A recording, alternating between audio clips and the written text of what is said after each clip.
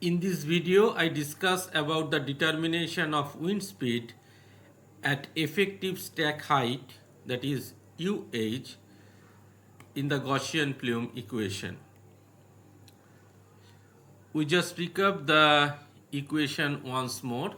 Suppose a stack with height small h m releasing pollutant into the air at a constant rate q, and the effective stack height is capital H, that is the actual height small h plus the plume rise del h. So the wind speed at the effective stack height is UH. So hence, to determine the concentration at a given point P, we use Gaussian Plume formula, and it is expressed as like this. So here you know that the concentration C is the concentration at a given point XYZ, and X is the distance directly downwind, Y is the crosswind horizontal distance, Z is vertical distance, sigma y is the standard deviation horizontal dispersion coefficient, and sigma z is the vertical dispersion coefficient. So this we know. Now we have to identify this UH in this video. Now wind speed changes with elevation. As we go higher above the ground, there is less friction with surface features like trees, buildings and terrain. As a result, wind speed is slower near the surface due to the friction, and wind speed is higher and more uniform at higher elevations. Power law expression is frequently used to establish a relationship at different height with respect to a known wind speed. So what is power law? Power law is a mathematical relationship between two quantities where one quantity varies as a power of another, and it is expressed like this: y is equal to k into x to the power p, where y and x are variables, k is a constant, and p is the power law exponent. By using this power law, we estimate wind speed at a different height using only a known reference wind speed. So this is the equation of the from the power law, and here uz is the wind speed at height z, u ref is the known wind speed at reference height z ref, and p is the wind shear exponent or power law exponent. It depends on surface roughness.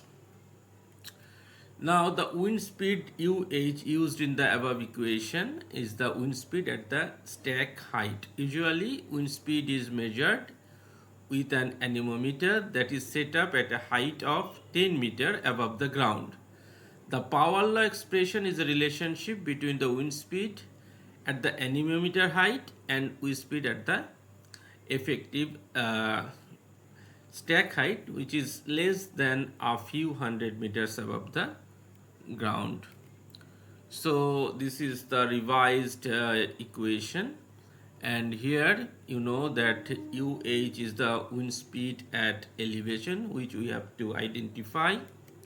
Now UA is the wind speed at anemometer height, that is, it is a reading from the anemometer, that is maybe the average speed of a day, and H is the effective height of the plume that we know, and Z is the anemometer height above the ground. It is generally 10 meter. So and P is a dimensionless parameter that depends on the surface roughness and atmospheric stability.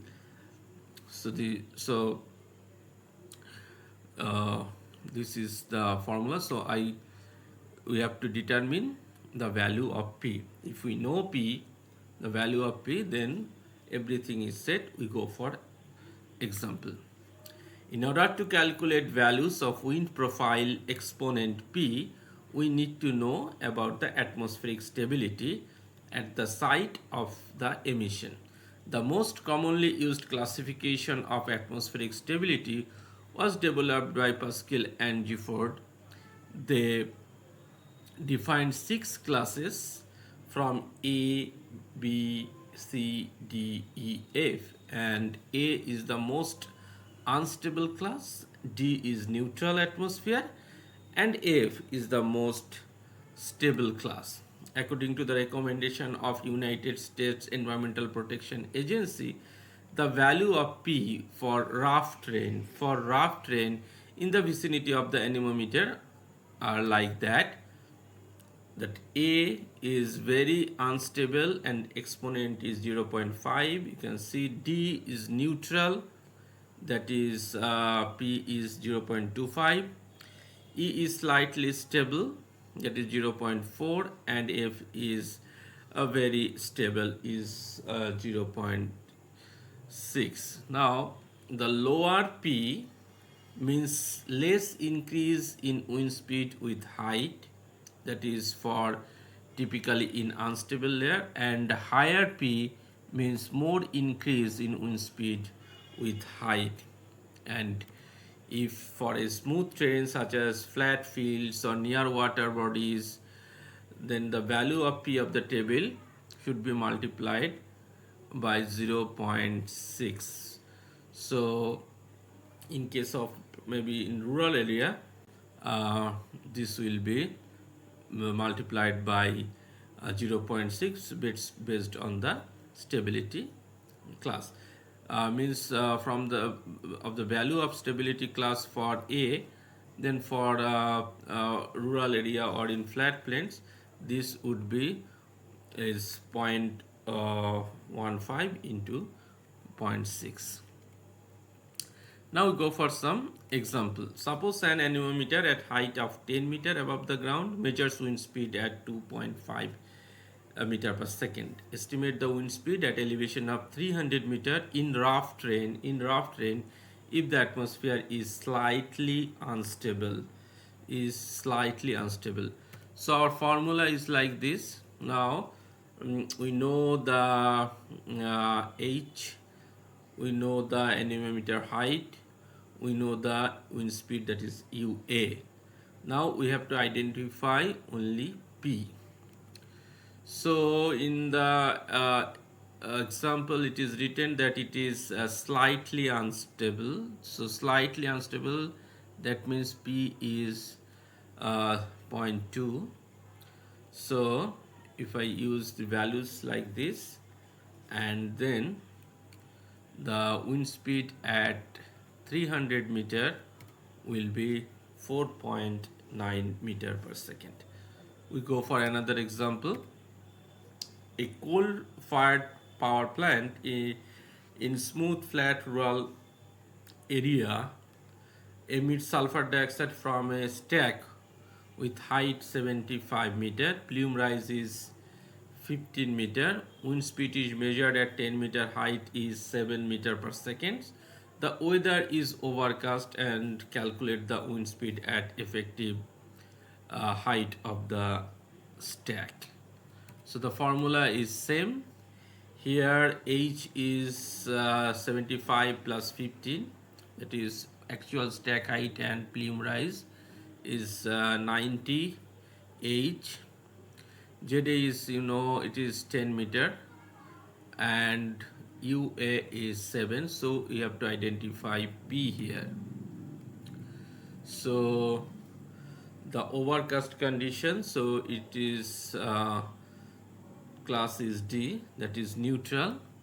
So the value is 0.25 for neutral.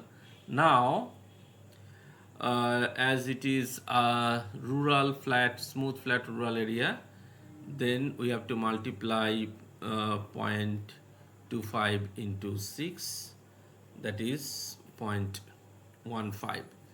So by using this formula, this value in the, by putting this value into this formula, the result will be 9.73 meter per second. In some cases, this multiplication number may be slightly different, maybe 0.64 or 0.65 like this. We take is this nearest number, so maybe this is slightly varied, and accordingly result will be varied. So this doesn't matter, we have to just identify how to calculate P and how to calculate the wind speed at different elevation. Thank you for watching this video.